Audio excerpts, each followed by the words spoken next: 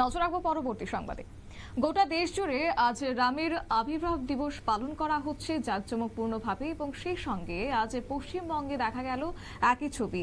অবশ্য উত্তর 24 পরগনার বারাসাতের রামনবমী শোভাযাত্রা বিজেপির রাজ্য সভাপতি সুকান্ত মজুমদার এবং বিজেপি নেতা মিঠুন চক্রবর্তী আজ অংশগ্রহণ করেছেন। পশ্চিমবাংলার বিভিন্ন প্রান্তে রামনবমী পালন করা হচ্ছে, বাদ যায়নি বারাসাতও।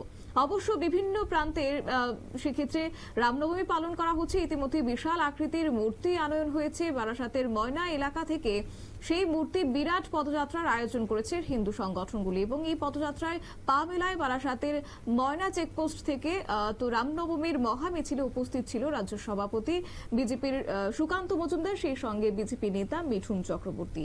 আজকের এই শোভাযাত্রা এবং রামনবমীকে কেন্দ্র করে বিজেপি নেতা মিঠুন চক্রবর্তী কি বক্তব্য রাখলেন শুনুন।